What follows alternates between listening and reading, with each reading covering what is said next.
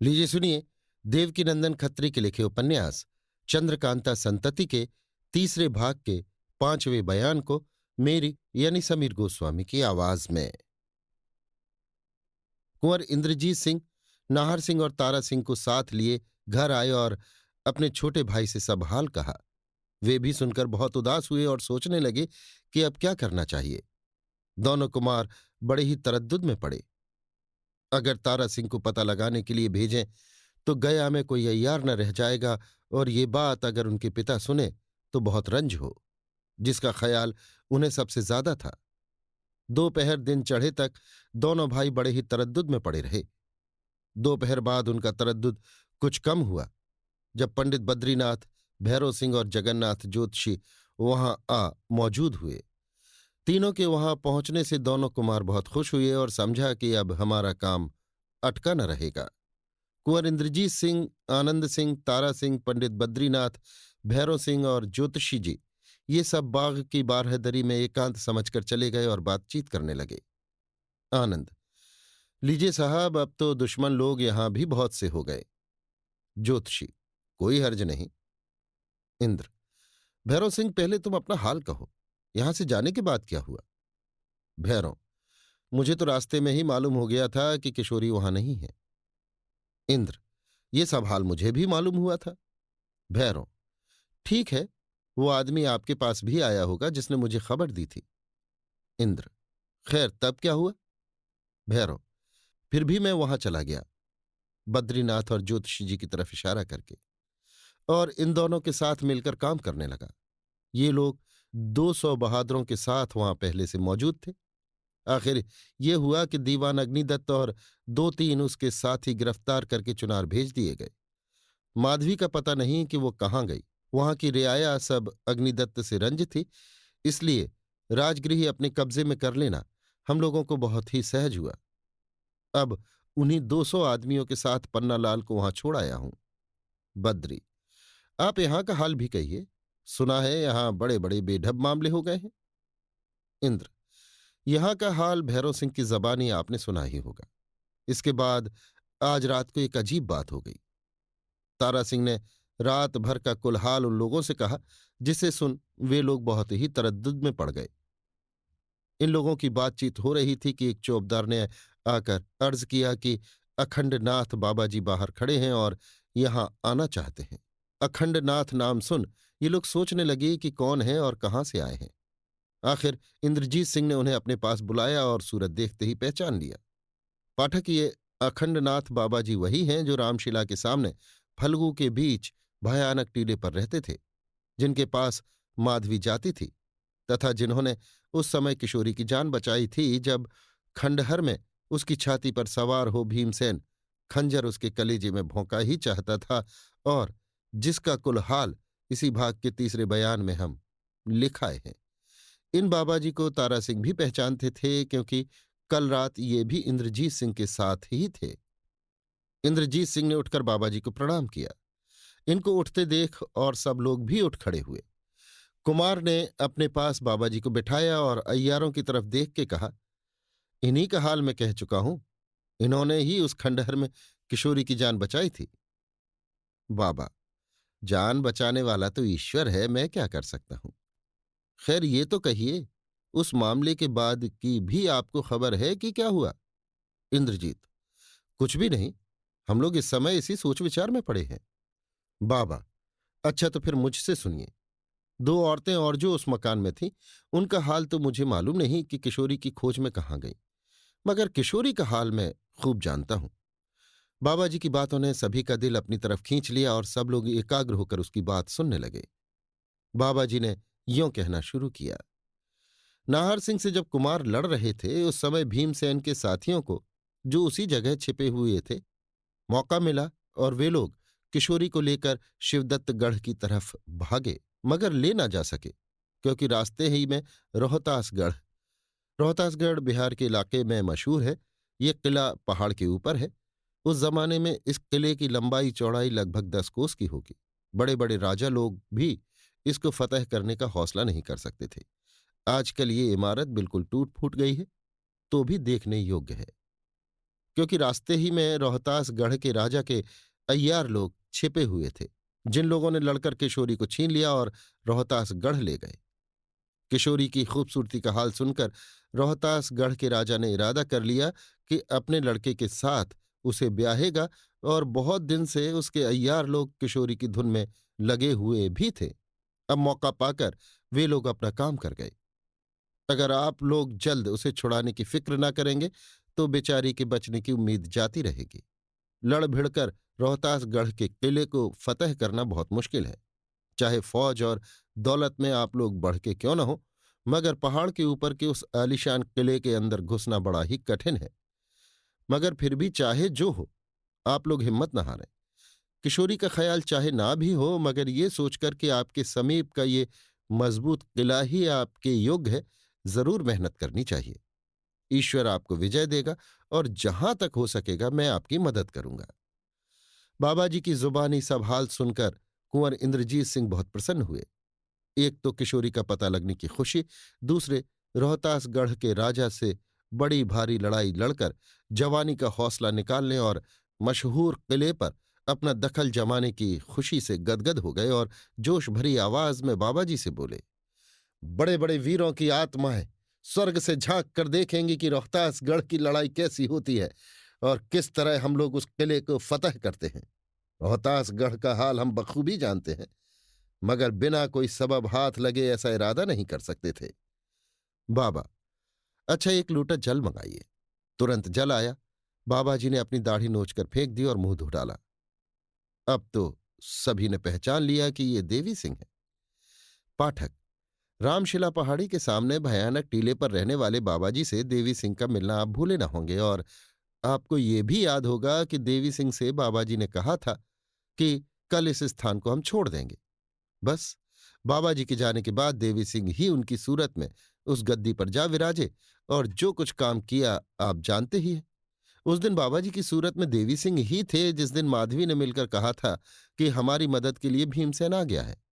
असली बाबाजी भी उस पहाड़ी पर देवी सिंह से मिल चुके हैं, जहां हमने लिखा है कि एक ही सूरत के दो बाबाजी इकट्ठे हुए, और उन्हीं बाबाजी की जुबानी रोहतासगढ़ का मामला देवी सिंह ने सुना था। देवी सिंह ने अपना बिल्कुल हाल दोनों कुमारों से कहा और आखिर में बोले, अब रोहतासगढ़ पर हम जरूर चढ़ाई करेंगे। इंद्र, बहुत अच्छी बात है। हम लोगों का हौसला भी तभी दिखाई देगा। हाँ, ये तो कहिए कि नाहर सिंह से कैसा बर्ताव किया जाए। देवी, कौन नाहर सिंह? इंद्र, उस खंडहर में जो मुझसे लड़ा था बड़ा ही बहादुर है। उसने प्रण कर रखा था कि जो मुझे जीतेगा उसी का मैं ताबेदार हो जाऊंगा। अब उसने भीमसेन का साथ छोड़ दिया और हम लोगों के साथ रहने को तैयार है।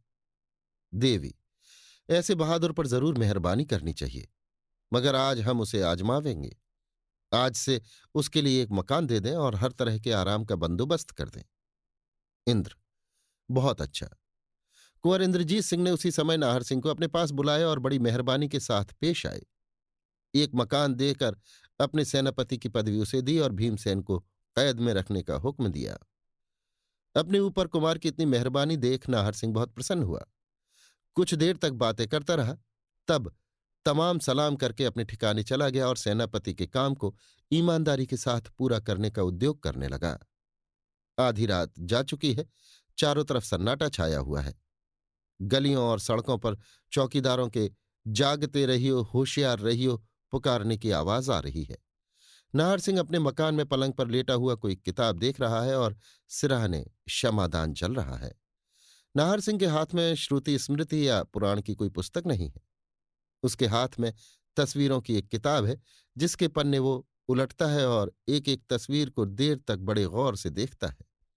इन तस्वीरों में बड़े बड़े राजाओं और बहादुरों की मशहूर लड़ाइयों का नक्शा दिखाया गया है और पहलवानों की बहादुरी और दिलावरों की दिलावरी का खाका उतरा हुआ है, जिसे देख देख कर नाहर सिंह की रगें जोश मारती हैं और वो चाहता है कि ऐसी लड़ाइयों में हमें भी कभी हौसला निकालने का मौका मिले।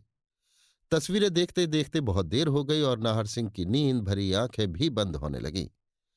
आखिर उसने किताब बंद करके एक तरफ रख दी और थोड़ी ही देर बाद गहरी नींद में सो गया। इस मकान के किसी कोने में एक आदमी नामालूम कब का छिपा हुआ था, जो नाहर सिंह को सोता जानकर उस कमरे में चला आया और पलंग के पास खड़ा हो उसे गौर से देखने लगा। इस आदमी को हम नहीं पहचानते, क्योंकि ये मुंह पर नकाब डाले हुए है। थोड़ी देर बाद अपनी जेब से उसने एक पुड़िया निकाली और एक चुटकी बुकनी नाहर सिंह की नाक के पास ले गया। सांस के साथ धूरा दिमाग में पहुंचा और वो छींक मारकर बेहोश हो गया। उस आदमी ने अपनी कमर से एक रस्सी खोली और नाहर सिंह के हाथ पैर मजबूती से बांधकर उसे होशियार करने के बाद तलवार खींच मुंह पर से नकाब हटा सामने खड़ा हो गया। होश में आते ही नाहर सिंह ने अपने को बेकस और हाथ में नंगी तलवार लिए महाराज शिवदत्त को सामने मौजूद पाया। शिव, क्यों नाहर सिंह, एक नाजुक समय में हमारे लड़के का साथ छोड़ देना और उसे दुश्मनों के हाथ में फंसा देना क्या तुम्हें मुनासिब था? नाहर, जब तक बहादुर इंद्रजीत सिंह ने मुझ पर फतह नहीं पाई तब तक मैं बराबर तुम्हारे लड़के का साथ देता रहा। जब कुमार ने मुझे जीत लिया था तो अपने कौल के मुताबिक मैंने उनकी ताबेदारी कबूल कर ली। मेरे कौल को तुम भी जानते ही थे। शिव, जो कुछ तुमने किया है उसकी सजा देने के लिए इस समय मैं मौजूद हूं। नाहर, खैर ईश्वर की जो मर्जी। शिव, अब भी अगर तुम हमारा साथ देना मंजूर करो तो छोड़ सकता हूं। नाहर, ये नहीं हो सकता। ऐसे बहादुर का साथ छोड़ तुम्हारे ऐसे बेईमानों का संग करना मुझे मंजूर नहीं। शिव, डपट कर और तलवार उठाकर, क्या तुम्हें अपनी जान देना मंजूर है? नाहर, खुशी से मंजूर है, मगर मालिक का संग छोड़ना कबूल नहीं। शिव, देखो फिर तुम्हें समझाता हूं, सोचो और मेरा साथ दो। नाहर, बस बहुत बकवाद करने की जरूरत नहीं, जो कुछ तुम कर सको कर लो, मैं ऐसी बातें नहीं सुनना चाहता। शिवदत्त ने बहुत समझाया और डराया धमकाया, मगर बहादुर नाहर सिंह की नीयत न बदली। आखिर लाचार होकर शिवदत्त ने अपने हाथ से तलवार दूर फेंक दी और नाहर सिंह की पीठ ठोक कर बोला, शाबाश बहादुर, तुम्हारे ऐसे जवां मर्द का दिल अगर ऐसा न होगा तो किसका होगा? मैं शिवदत्त नहीं हूं, कुमार का यार देवी सिंह हूं, तुम्हें आजमाने के लिए आया था। इतना कहकर उन्होंने नाहर सिंह की मुश्कें खोल दी और वहां से फौरन चले गए। देवी सिंह ने यह हाल दोनों कुमारों से कहकर नाहर सिंह की तारीफ की, मगर बहादुर नाहर सिंह ने अपनी जिंदगी भर इस आजमाने का हाल किसी से न कहा। दूसरे दिन देवी सिंह चुनार चले गए और कह गए कि रोहतासगढ़ की चढ़ाई का बंदोबस्त करके मैं बहुत जल्द आऊंगा। ये जानकर कि किशोरी को रोहतासगढ़ वाले ले गए हैं, कुंवर इंद्रजीत सिंह की बेचैनी हद से ज्यादा बढ़ गई। दम भर के लिए भी आराम करना मुश्किल हो गया। दो ही पहर में सूरत बदल गई। किसी का बुलाना या कुछ पूछना उन्हें जहर सा मालूम पड़ने लगा। इनकी ऐसी हालत देख भैरव सिंह से न रहा गया। निराले में बैठे उन्हें समझाने लगा, इंद्र, तुम्हारे समझाने से मेरी हालत किसी तरह बदल नहीं सकती और किशोरी की जान का खतरा जो मुझे लगा हुआ है किसी तरह कम नहीं हो सकता। भैरव, किशोरी को अगर शिवदत्त गढ़ वाले ले जाते तो बेशक उसकी जान का खतरा था, क्योंकि शिवदत्त रंज के मारे बिना उसकी जान लिए न रहता। मगर अब तो वो रोहतासगढ़ के राजा के कब्जे में है और वो अपने लड़के से उसकी शादी किया चाहता है। ऐसी हालत में किशोरी की जान का दुश्मन वो क्यों कर हो सकेगा?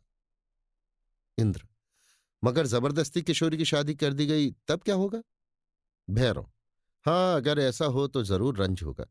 खैर, आप चिंता न करिए, ईश्वर चाहेगा तो 5 ही 7 दिन में कुल बखेड़ा तय कर देता हूं। इंद्र, क्या किशोरी को वहां से ले आओगे? भैरव, रोहतासगढ़ के किले में घुसकर किशोरी को निकाल लाना तो 2-3 दिन का काम नहीं।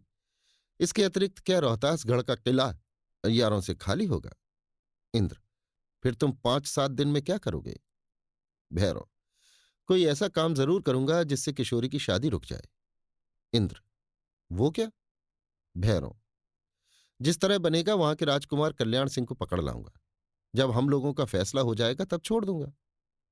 इंद्र, हाँ, अगर ऐसा करो तो क्या बात है। भैरव, आप चिंता न कीजिए, मैं अभी यहां से रवाना होता हूं। आप किसी से मेरे जाने का हाल न कहिएगा। इंद्र, क्या अकेले जाओगे? भैरव, जी हां। इंद्र, वाह, कहीं फंस जाओ तो मैं तुम्हारी राह ही देखता रह जाऊं, कोई खबर देने वाला भी नहीं। भैरव, ऐसी उम्मीद न रखिए। कुंवर इंद्रजीत सिंह से वादा करके भैरव सिंह रोहतासगढ़ की तरफ रवाना हुए। मगर भैरव सिंह का अकेले रोहतासगढ़ जाना इंद्रजीत सिंह को न भाया।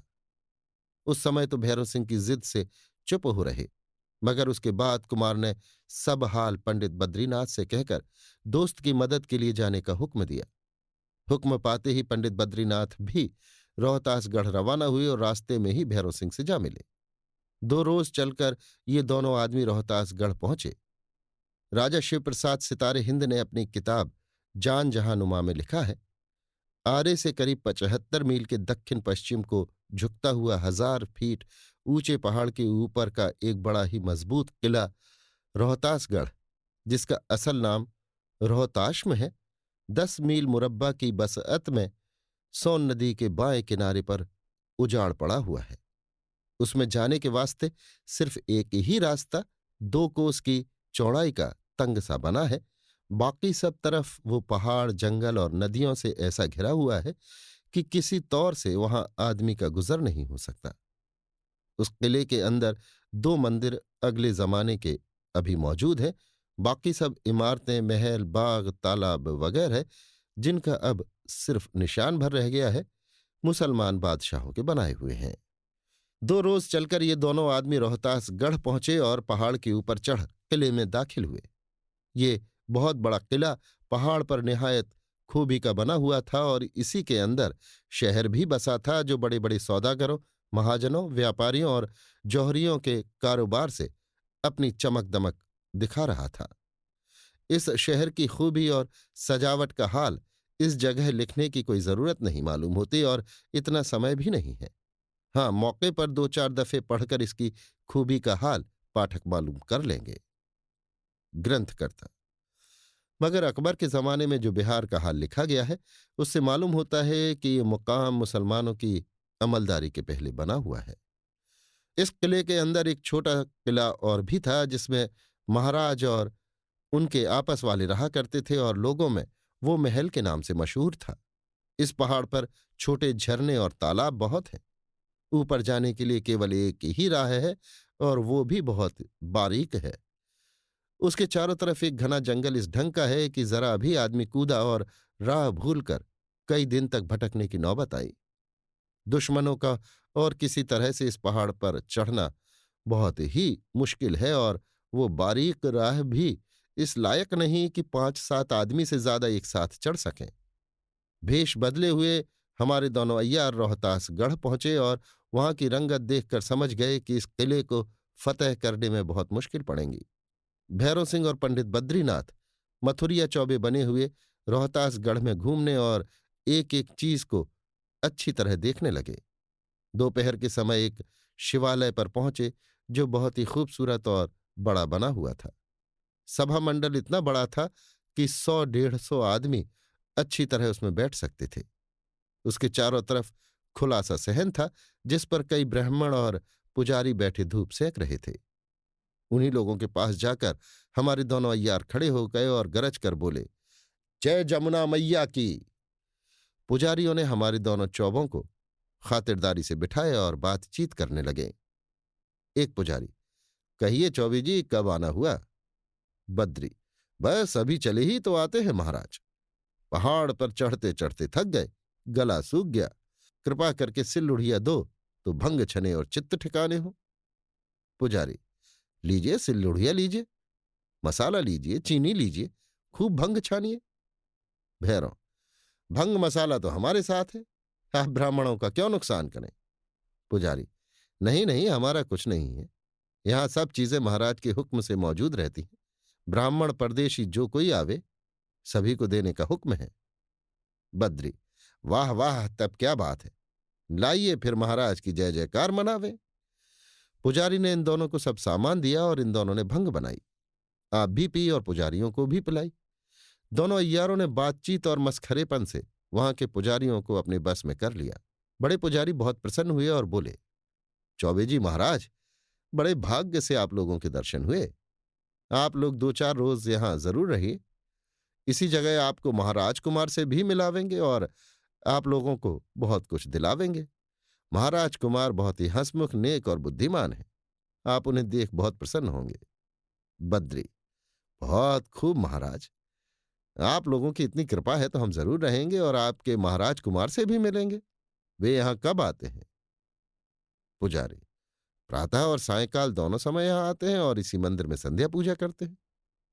भैरव: तो आज भी उनके दर्शन होंगे?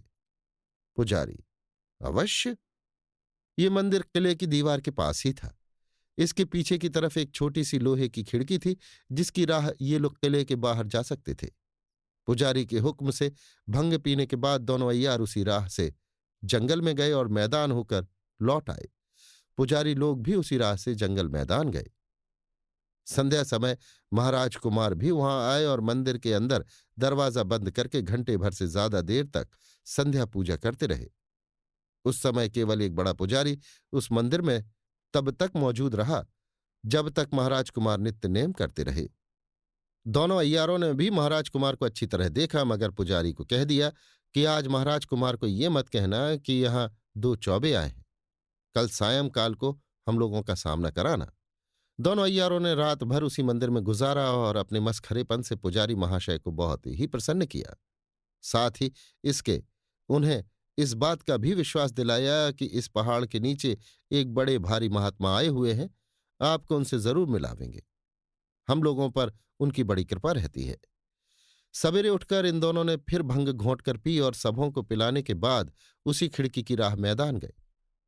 दोनों अय्यार तो अपनी धुन में थे, महाराज कुमार को यहां से उड़ाने की फिक्र सोच में रहे थे, तथा उसी खिड़की की राह निकल जाने का उन्होंने मौका तजवीजा था। इसलिए मैदान जाते समय इस जंगल को दोनों आदमी अच्छी तरह देखने लगे कि इधर से सीधी सड़क पर निकल जाने का क्यों कर हम लोगों को मौका मिल सकता है। इस काम में उन्होंने दिन भर बिता दिया और रास्ता अच्छी तरह समझ बूझ कर शाम होते होते मंदिर में लौट आए। पुजारी: कहिए चौबे जी महाराज, आप लोग कहाँ चले गए थे? बद्री: अजी महाराज कुछ न पूछो, जरा आगे क्या बढ़ गए, बस जहन्नुम में मिल गए। ऐसा रास्ता भूले कि बस हमारा ही जी जानता है।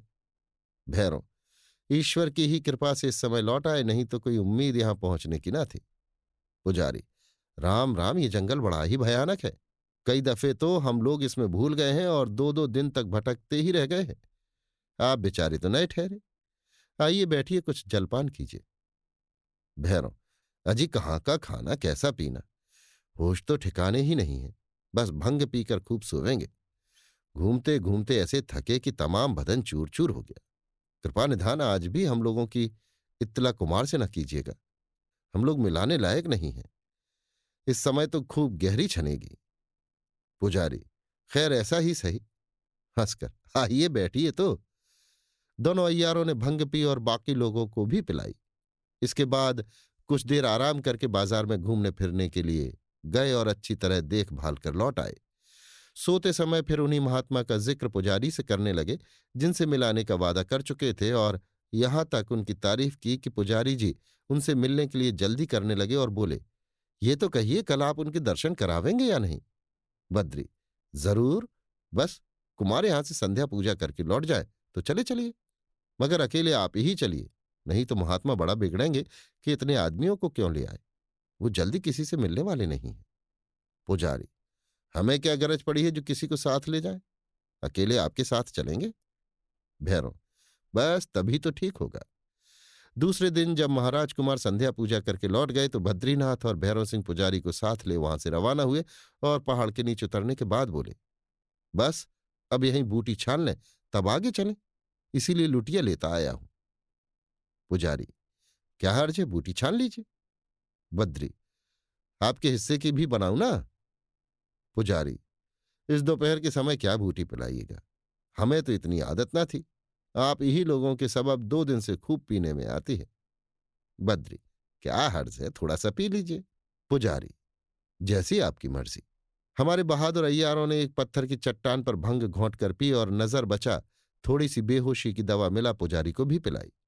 थोड़ी ही देर में पुजारी जी महाराज तो ची बोल गए और गहरी बेहोशी में मस्त हो गए।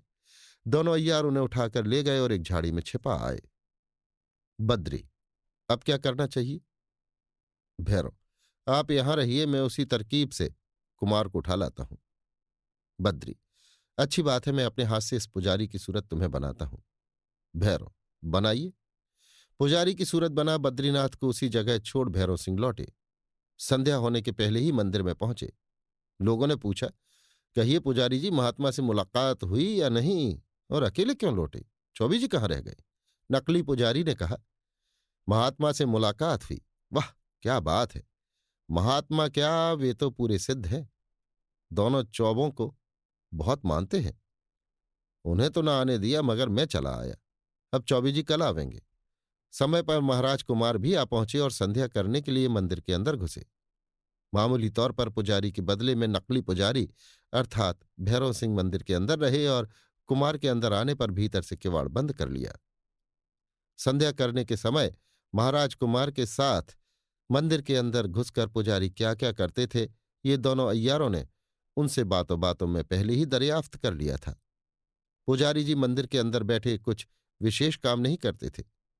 केवल पूजा का सामान कुमार के आगे जमा कर देते और एक किनारे बैठे रहते थे। चलती समय प्रसादी में माला कुमार को देते थे और वे उसे सूंघ आंखों से लगा उसी जगह रख चले जाते थे। आज इन सब कामों को हमारे अय्यार पुजारी जी ने ही पूरा किया। इस मंदिर में चारों तरफ 4 दरवाजे थे। आगे की तरफ तो कई आदमी और पहरे वाले बैठे रहते थे। बाईं तरफ के दरवाजे पर होम करने का कुंड बना हुआ था। दाहिने दरवाजे पर फूलों के कई गमले रखे हुए थे और पिछला दरवाजा बिल्कुल सन्नाटा पड़ता था। मंदिर के अंदर दरवाजा बंद करके कुमार संध्या करने लगे। प्राणायाम के समय मौका जानकर नकली पुजारी ने आशीर्वाद में देने वाली फूलों की माला में बेहोशी का धूरा मिलाया। जब कुमार चलने लगे, पुजारी ने माला गले में डाली। कुमार ने उसे गले से निकाल सूंघा और माथे से लगाकर उसी जगह रख दिया। माला सूंघने के साथ ही कुमार का सिर घूमा और वे बेहोश होकर जमीन पर गिर पड़े। भैरव सिंह ने झटपट उनकी गठरी बांधी और पिछले दरवाजे की राह बाहर निकल आए। इसके बाद उसी छोटी खिड़की की राह किले के बाहर हो जंगल का रास्ता लिया और 2 ही घंटे में उस जगह जा पहुंचे जहां पंडित बद्रीनाथ को छोड़ गए थे। वे दोनों कुमार कल्याण सिंह को ले गया जी की तरफ रवाना हुए। अभी आप सुन रहे थे देवकीनंदन खत्री के लिखे उपन्यास चंद्रकांता संतति के 3रे भाग के 5वें बयान को मेरी यानी समीर गोस्वामी की आवाज में।